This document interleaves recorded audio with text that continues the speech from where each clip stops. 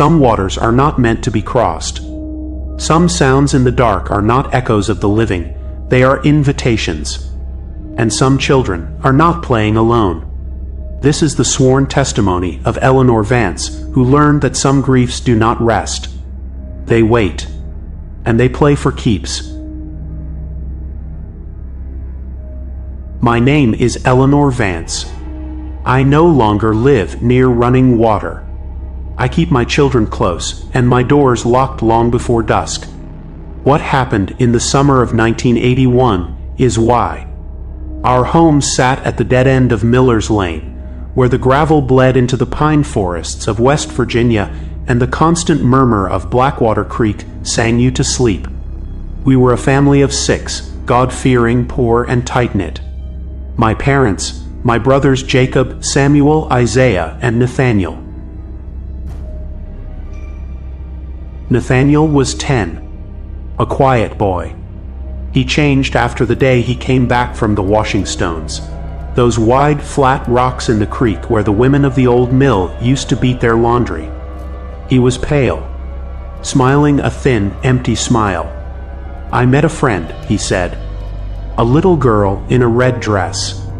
She's lonely. She wants to play. We dismissed it. Imagination. But the whispers began. One-sided conversations in his room, facing the wall. When I'd enter, he'd fall silent, eyes glazed, listening to a voice I could not hear.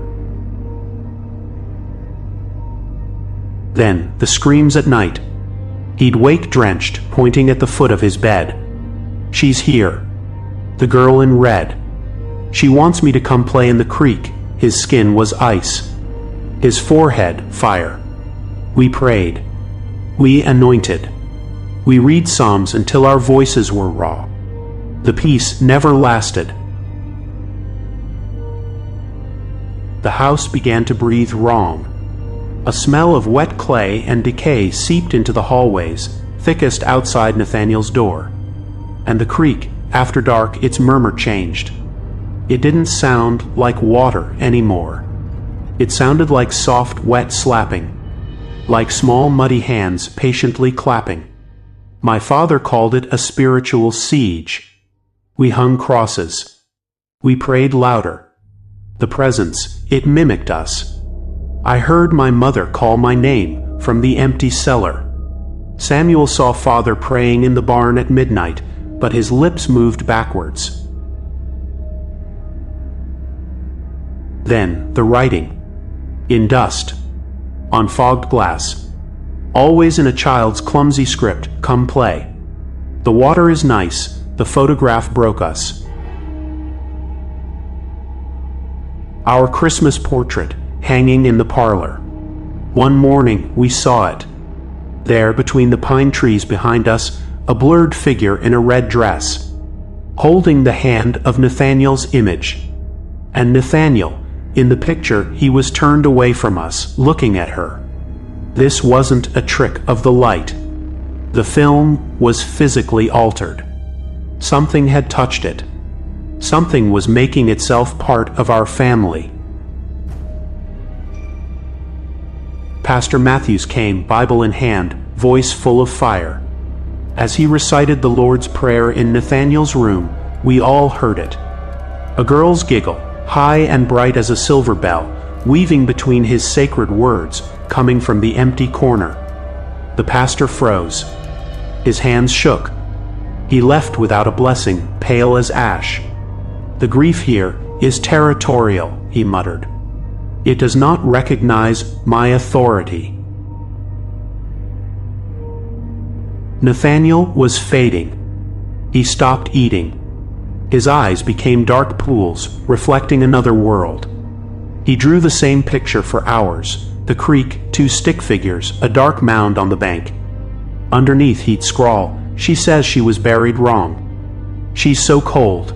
In final desperation, my father went up the holler to old Mrs. Gable, who knew the old stories. She listened, and her face closed like a tomb. She told of the mill's founding, a century past. A young bride, accused of adultery. Her husband, in a rage, drowned her in Blackwater Creek. But he didn't let her go. He weighted her body in a shallow, muddy grave right by the washing stones, a place of women's work trod upon for generations. A death without peace, without a name. It's not a ghost of a child, Mrs. Gable rasped. It's a woman's rage wearing a child's face. It envies the living. It steals children to have a playmate. Forever, she gave us a ritual. A binding. A doll, made from the clothes of the afflicted, Nathaniel's little shirt on a frame of corn husk. We had to offer it at the washing stones under the new moon. A trade, this effigy for my brother's soul. But the rule was absolute. Offer it. Speak the words. Walk away. And never, never look back. To look back was to accept the invitation. Permanently. The night was breathless. Silent. The creek's whisper felt like a held breath. From the tree line, I watched my father and brothers place the tiny doll on the central stone. My father's voice was swallowed by the thick air. We offer you companionship. Release our son, silence. Then, the creek's sound stopped. The silence was a weight on my chest. And from the Blackwater upstream, laughter. A little girl's joyful, bubbling laugh, skipping across the still surface toward the bank. My family turned. They walked. Don't look, I breathed into my cupped hands. They took 5 steps. 10. The laughter followed, keeping pace on the bank. It shifted, from joy to a pleading, desperate whimper. Wait, don't go, play with me. I saw Samuel's shoulders lock. Jacob wept silently. The voice broke into a sob, the sound of the loneliest child in creation. Please, I'm so cold, just look at me. My father, a mountain of a man, began to turn his head. Just an inch. Drawn by that unbearable, perfect imitation of sorrow. No, my scream tore the night. He jerked forward. They ran. We all ran, crashing through the brush as the crying behind us shattered into a screech of pure ancient fury, a woman's scream raw and scalding that ripped through the trees and sent every living thing into panicked flight. We did not look back. At home, Nathaniel was sitting up in bed, sipping water, his fever gone. He remembered nothing. The damp smell had vanished. The house was just a house. We thought we'd won. We were wrong. Nathaniel recovered, but the woods by Blackwater Creek are never silent now. On still nights, if you listen, you can hear 2 children laughing by the water. One laugh is my brother's. The other is high, sweet, and endlessly, hungrily inviting. And this spring, I found something on my porch. A small mud-caked doll in rags the color of a faded red dress. It held hands with a figure made of twisted sticks. Beside them, 2 smooth creek stones.